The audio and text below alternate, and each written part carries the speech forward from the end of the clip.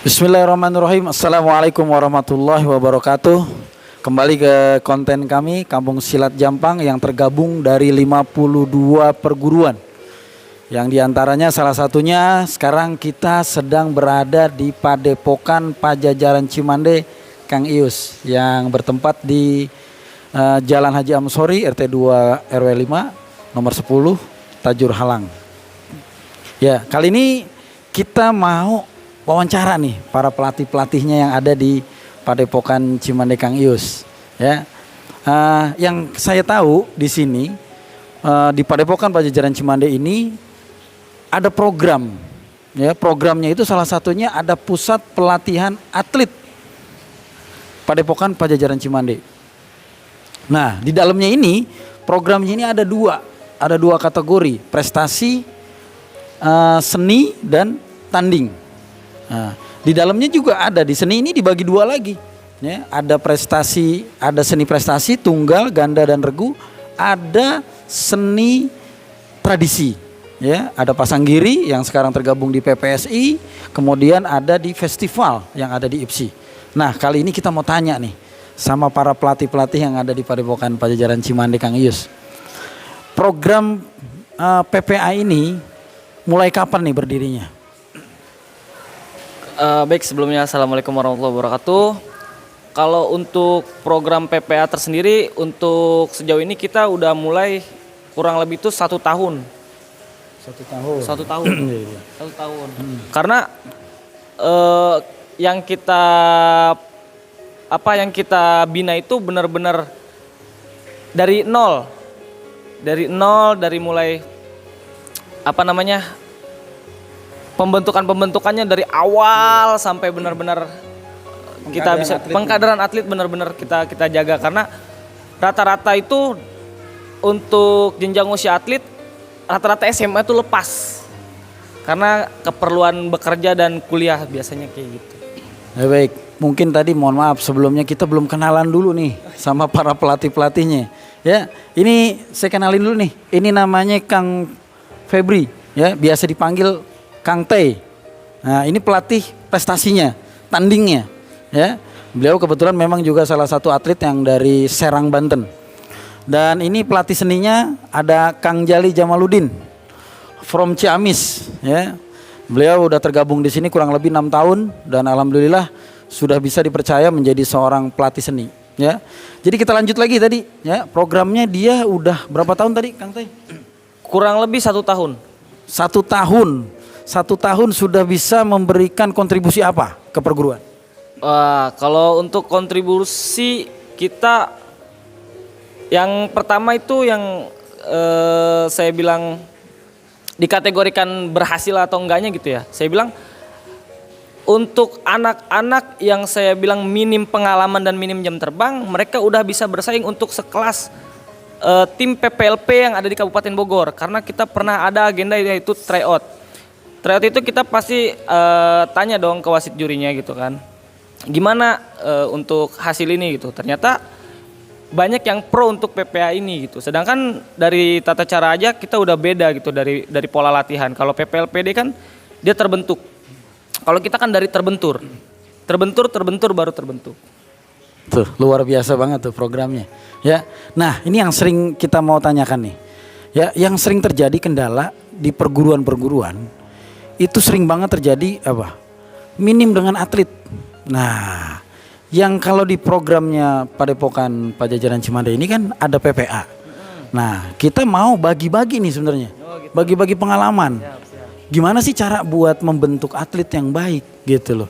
Minimal dia bisa continue, ya. Karena apa? Biasanya dari hobi timbul rasa cinta, baru rasa memilikinya kayak model kayak gini nih. Udah susah ninggalin silat biasanya. Kan begitu tuh. Nah, gimana Kang Teh? Kalau menurut saya pribadi gitu, kita harus komit dulu kita. Dari seorang pelatihnya kita harus komit dulu, harus konsisten dulu. Gimana caranya kita bentuk satu tim dalam kepelatihan itu ada yang namanya Binpres. Biro Prestasi sama Biro Penelitian dan Pengembangan. Jadi tugasnya ini adalah Biro Penelitian dan Pengembangan untuk cari tahu letak kekuatan dari kota, kabupaten maupun tingkat provinsi. Jadi kita harus punya takaran tuh, kita harus punya tolak ukur. Gimana caranya kita bisa menyaingi tingkat kota, kabupaten dan provinsi itu. Sedangkan untuk Biro Prestasi itu tugasnya itu keliling, entah itu di unit-unit tertentu atau ranting-ranting tertentu, memantau adik-adiknya atau atlet-atletnya atau regenerasi untuk kedepannya, baik itu dari kategori SD, SMP dan SMA. Jadi kita nggak akan pernah kehabisan jenjang atlet. Ada terus kita olah dari SD, SMP, SMA sampai dewasa. Artinya tadi berarti seorang pelatih itu tidak boleh merasa puas ya. Dalam arti kalau sudah memberikan membentuk tim terus kemudian juara, dia tidak berhenti sampai di situ kan. Harus pengkaderan berarti jalan terus. Dan bukan berarti hanya membentuk secara tradisional, tidak ya. Mungkin saya tambahkan sedikit, fasilitas sarana dan prasarana itu sangat faktor mendukung ya. Mungkin yang sekarang ada di Padepokan Pajajaran Cimande ini udah masuk standar nasionalnya ya. Jadi udah alat fasilitas sudah mulai lengkap. Dan ini mungkin juga kita harus saling berkesinambungan dengan pemerintah instansi terkait ya. Minimal dari pemerintah bisa nengok nih dengan adanya konten Kampung Silat Jampang ini luar biasa ini. Dan saya mau nanya nih, untuk seninya gimana nih Kang Jali? Ada seni prestasi ya di jurus tunggal, ganda dan regu, dan untuk di pasanggirinya atau festival seni tradisinya di Padepokan Pajajaran Cimande ini gimana nih? Cara ngantisipasinya biar tetap berjalan. Jadi untuk kalau yang buat di seni, terutama kita tanamkan dulu rasa cintanya anak-anak itu untuk berkreasi. Karena seni itu luas dan agak susah dipelajari, tapi dengan dia memiliki rasa cinta, dia akan terbentuk gerakan-gerakan yang sesuai nanti yang akan diajarkan. Mungkin untuk prestasi di IPSI-nya kita mempelajari jurus tunggal, ganda, bergu, dan alhamdulillah yang sering banyak lolos itu dari jurus tunggal, dari tingkat SD, SMP, bahkan sudah sampai tembus ke Provinsi Jawa Barat. Dan yang tradisinya juga kita hampir di wilayah Jabotabek itu bisa dikategorikan sudah bisa bersaing dengan perguruan-perguruan pencaksilat yang lain yang ada di tradisi khususnya di Pasanggiri. Ya luar biasa banget ya. Artinya kita harus bisa nanamin dulu nih rasa cintanya dulu ke anak-anak atau ke anggota. Gimana caranya dia benar-benar biar suka dulu dengan pencaksilat ya. Dan ini salah satu aspek yang ada di IPSI, Ikatan Pencaksilat Indonesia. Ini aspek seni budayanya. Karena dalam IPSI itu ada 4 aspek: mental spiritual, bela diri, seni budaya, dan yang terakhir prestasi. Dan ini nyambung semua nih, ya nyambung semua. Karena dari aspek yang olahraganya, aspek prestasinya nyambung ke aspek seni budayanya. Dan artinya apa?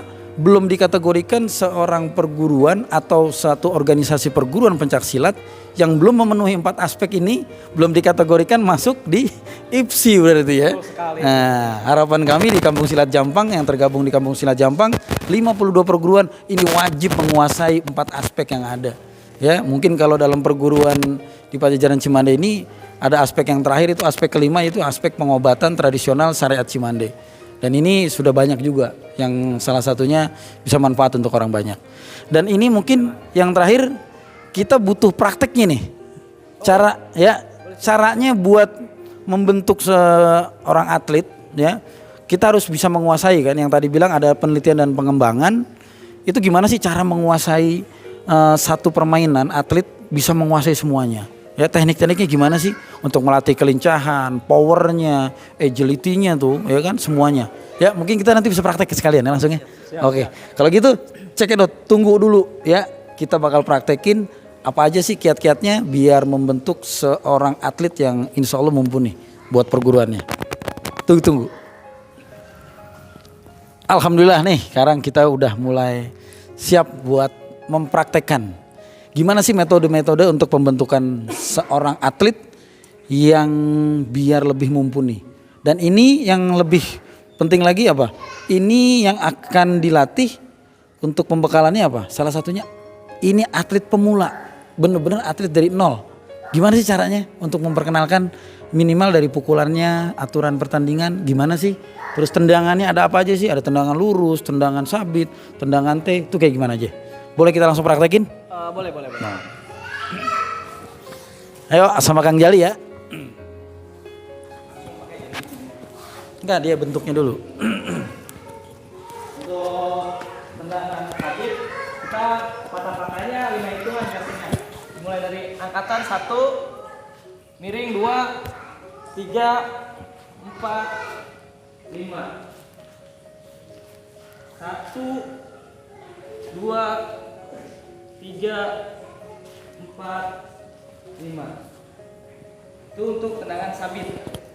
Untuk tendangan lurus sama, tetap ada dengkulan di awal, tarik, turun.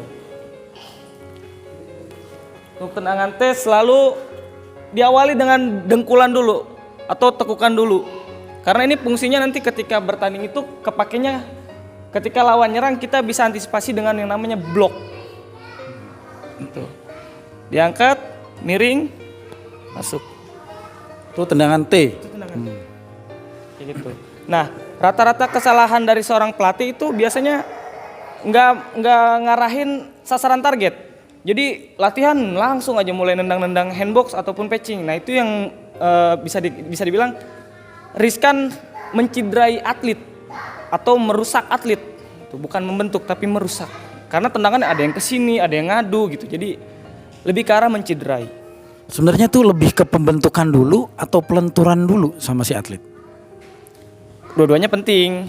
Harusnya itu dibarengin. Pelenturan dan pembentukan. Kayak gitu. Ya karena memang kalau dalam untuk latihan di dalam prestasi itu kan ada pemanasan ya. Stretching. Pemanasan stretching ada statis dan kemudian dinamis. Nah statisnya ini untuk meminimalisir tingkat cedera yang lebih tinggi biasanya. Nah mungkin yang tadi udah disampaikan sama Kang Teh seperti itu. Ya prakteknya kalau pakai body atau pakai handbox.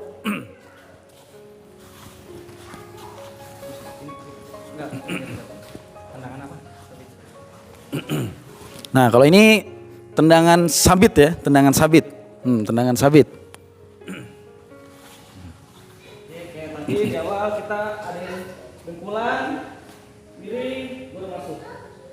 Tarik, lagi dengkulan, miring, tarik, taruh belakang.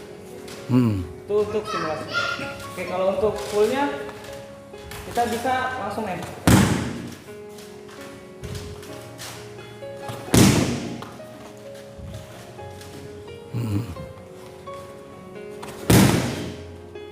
Ya baik Kang Teh. Untuk standar pemula itu biasanya intensitasnya itu berapa kali pengulangan? Pembentukannya berapa kali? Terus untuk melatih tendangan tembak jarak tembaknya itu berapa kali biasanya? Sebenarnya kalau untuk ngelatih berapa kali kita nggak ada batasan waktu. Justru malah semakin sering, semakin rutin, semakin bagus. Kalau perlu sampai dia benar-benar ngerasain bete banget gitu. Kalau pas lagi latihan bosen lah. Karena apa?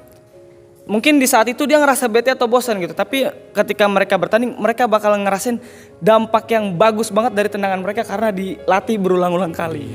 Artinya satu gerakan atau satu tendangan yang dilatih itu lebih baik 1000 kali pengulangan dibanding 1 kali sudah merasa paling bagus ya. Berarti lebih banyak pengulangan. Nah, artinya ini satu bentuk dalam proses pembentukan. Ya, pembentukan. Jadi jangan pernah ngerasa udah cukup aja. Baru gerakan ini belum sempurna udah ditambah lagi. Nah, ini nggak boleh nih kalau dalam pembentukan atlet. Karena yang tadi udah disampaikan sama Kang Teh, ini bisa menciderai seorang atlet atau tidak sempurnanya kan dalam proses nanti bertandingnya. Karena belum tahu jarak tembaknya seperti apa, kemudian tingkat powernya, ya kan kelincahannya. Kadang ya harus balance ya. Itu untuk dari tendangan ya. Kemudian kalau untuk pukulan itu untuk poin itu sendiri biasanya untuk pukulan, tendangan, kemudian bantingan itu biasanya berapa? Kalau untuk pukulan itu poinnya 1 apabila mengenai dan terlihat jelas. Jadi kalau cuman sekedar kayak cuman nyolek gini aja, kadang wasit nggak menghitungin itu pukulan gitu. Enggak, tapi kalau pas jelas gitu pukulannya benar-benar jelas bunyinya beda di body gitu kan, itu pasti dicatat dan itu mutlak. Juri pun nggak mungkin bisa bohong gitu karena itu jelas. Itu pukulan tuh. Itu untuk Poinnya 1. Ya. Kalau tendangan? Kalau tendangan poinnya 2. Sama, itu pun harus jelas dan harus kena sasaran target ini. Makanya itu tadi fungsinya pembentukan itu di sasaran. Karena banyak banget yang tendangan ke sini, terus ofisialnya protes, "Kau atlet saya bisa kalah, kenapa? Padahal tendangannya banyak." Nah, itu tadi gitu, karena banyaknya itu nendangnya cuma di sini. Sedangkan ini tuh nggak masuk di bagian poin gitu. Itu. Nah, ini kan penting nih. Nah, terus faktor pendukungnya ada lagi, ya. Salah satunya mungkin teknik bantingannya. Ya, teknik bantingan itu ada bantingan apa sih Kang Teh? Nanti sekalian dipraktekin. Oh ya boleh. Ada bantingan luar, ada bantingan dalam. Biasanya kalau untuk pemula yang itu. Tapi kalau nanti udah jenjangnya ke arah kabupaten, biasanya bantingan yang telak-telak. Gimana caranya dapat kaki, banting selesai. Biasanya kayak gitu. Ada yang namanya banting tanam lah. Nah, itu kalau dalam silat bebas atau MMA itu namanya aim to finish. Kita bisa langsung praktekin ya. Boleh. Nah, teknik bantingan dalam itu kayak gimana, bantingan luar kayak gimana? Oke, silakan. Nah, ini untuk tangkapan silat wajib makanya yang ini. Ini bantingan apa nih? Dalam luar? Bantingan dalam. Bantingan dalam.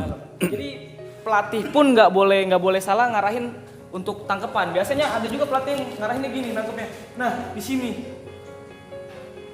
Ada juga yang kayak gitu karena kalau emang dia disilat nggak bisa karena bobot sabit itu pasti kerusuk.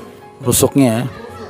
Pasti nyesek duluan itu mah. Selip pasti dah. Nah, gitu. Jadi kita harus ngandelin di bahunya. Ngandelin di bahu, tangan di sini baru masuk. Nah, itu untuk bantingan yang simple banget tapi kepake banget apabila memang diulang-ulang. Bantingan dalam nih ya? Bantingan dalam. Bantingan dalam. Bantingan luar sekarang?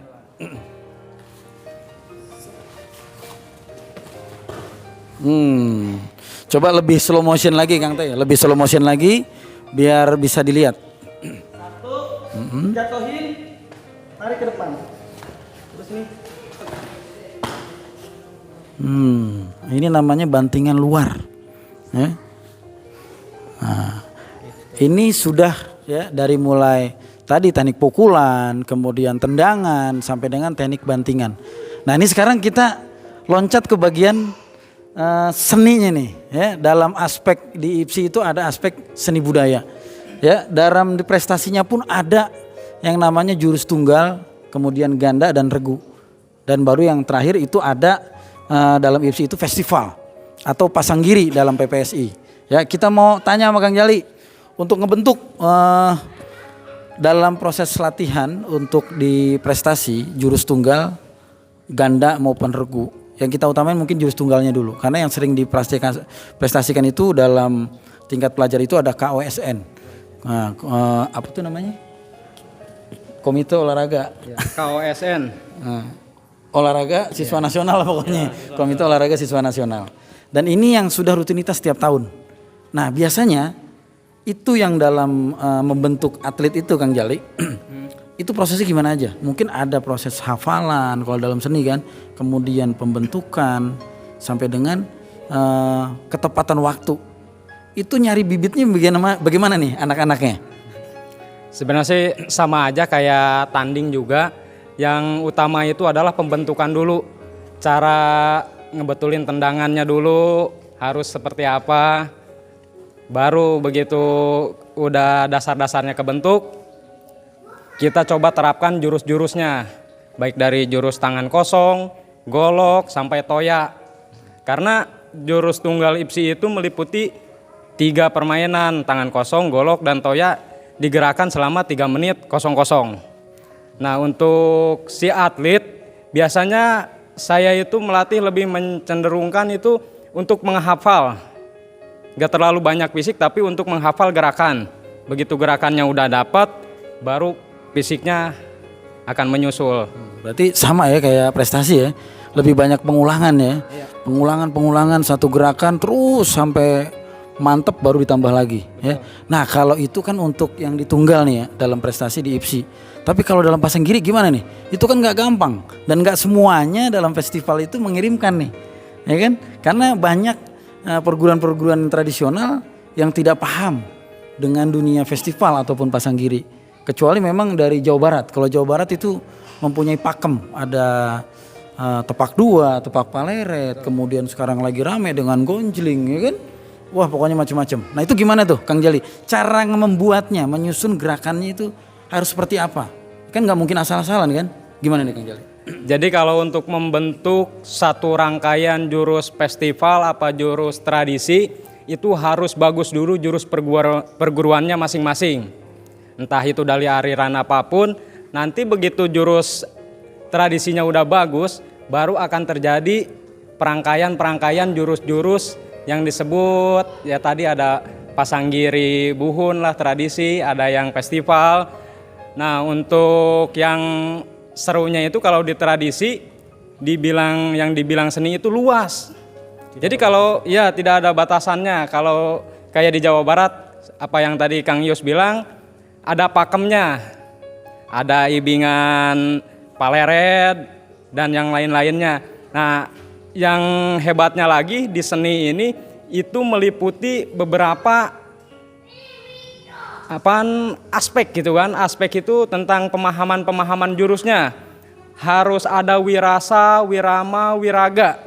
Karena kalau hanya gerak doang seperti jurus tunggal itu tanpa ada wiramanya, itu disebutnya bukan tradisi. Mau tradisi dari Jawa Barat, mau dari Pulau Jawa mana, apa dari luar juga, itu pasti ada musiknya kalau di tradisi. Mungkin kurang lebihnya seperti itu. Nah, itu jadi bikin gemes nih kalau kayak gini, ya kan? Jadi kita pengen tahu nih, cara nggarapnya gimana sih? Kalau dalam pasanggiri, ya kan? Kan ada prosesnya untuk openingnya, kemudian ada serang belanya, ya kan? Kemudian kalau dalam pasanggiri atau festival itu harus menguasai beberapa senjata. Karena ada nilai kekayaan gerak, ya kan? Berarti itu harus kayak gimana tuh, Kang Jali? Boleh nggak dipraktekin cara nyusunnya? Nah, umpama satu jurus itu ada satu rangkaian, ada berapa gerakan sih, kan begitu? Ya, bisa dipraktekkan cara prosesnya. Boleh. Jadi untuk merangkai jurus kalau saya biasanya dipakai di Jawa Barat karena aliran pencaksilat yang saya pelajarin di Padepokan Kang Yus ini meliputi jurus-jurus yang ada di Jawa Barat, khususnya jurus Cimande, jurus Sabandar.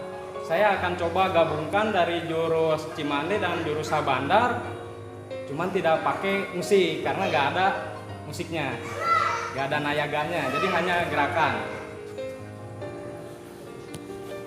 Untuk sikap pasangnya,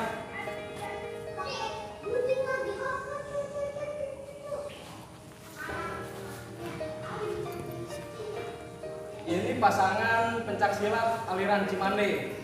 Kita coba kombinasi dengan jurus 4 lewat yang ada di Sabandar.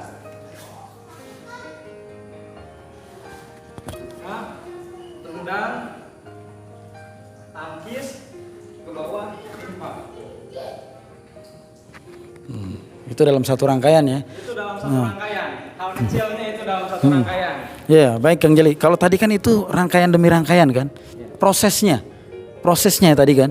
Nah, saya pengen lihat coba satu rangkaian atau dua rangkaian jurus yang sudah dibuat gerakannya, yang standarnya kalau dalam tampilan. Silakan coba.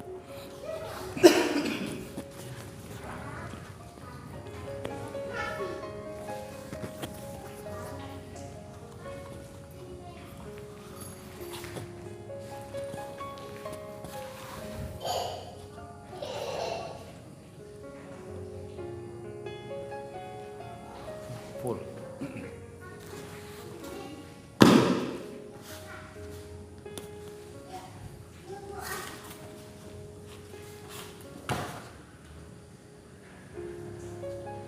Iya, ya. Itu baru satu rangkaian tuh Kang Jali ya? Itu baru satu rangkaian. Itu Satu bisa rangkaian. dimasukkan ke tepak paleret, ke tepak dua, asal tahu ketukan kalau di Jawa Barat itu. Pakem-pakem itu sendiri ya. Karena mungkin kalau dalam pakem di Jawa Barat sendiri tepak dua itu biasanya 7 sampai 9 ketukan. Betul. Kemudian kalau tepak paleret itu ada 5 sampai dengan 7 ketukan. Tinggal kitanya konsumsinya apa sih? Pengen depannya apa dulu, ya kan? Iya. Kasih paleret, saya paleret. Itu baru tadi tanpa musik. Ya, kalau dalam Jawa Barat musik itu jadi ruhnya. Jadi kalau nggak pakai musik ya itu hambar, kayak masakan tanpa garam. Tapi tadi tanpa musik aja udah indah, ya kan? Baru satu rangkaian itu. Ya gimana nanti kalau sudah pakai alat senjata tajam ya. Ya, itu mungkin ini salah satunya kita bisa lihat ya. Aspek-aspek yang ada di Ikatan Pencaksilat Indonesia ini sudah bisa dipenuhi langsung sama Padepokan Pajajaran Cimande ini sendiri. Ya. Ya baik Kang Jali, terima kasih sebelumnya sudah memberikan praktek Kang Teh. Ya. Terima kasih juga buat Kang Teh dan Kang Jali yang kali ini pertemuan kali ini kita sudah sangat mengedukasi ya. Wabil khusus untuk Kampung Silat Jampang yang sampai saat ini belum coba untuk masuk ke dunia prestasi maupun di tradisinya ya. Karena apa tuh? Karena saya udah sering terjun nih di Kampung Silat Jampang ini, baik prestasi maupun tradisinya ini masih minim banget dari 52 perguruan. Harapan saya ini jadi tantangan buat para pelaku seni dan perguruan yang tergabung di Kampung Silat Jampang agar apa? Bisa mengikuti prosesnya, bisa minimal menyalurkan anggotanya ke dunia prestasi. Jadi tidak hanya latihan, tapi tersalurkan. Insya Allah sekarang jalur prestasi sangat menunjang untuk membantu mereka masuk ke SMP negeri ya. Mungkin itu aja saat ini untuk di konten Kampung Silat Jampang. Bagi yang benar-benar mengikuti konten Kampung Silat Jampang ini, jangan lupa di subscribe. Ya, baik, terima kasih sebelumnya dan mohon maaf apabila ada kata-kata yang salah dan tidak berkenan. Dan saya Ari, wabillahi taufiq wal hidayah. Assalamualaikum warahmatullahi wabarakatuh. Waalaikumsalam.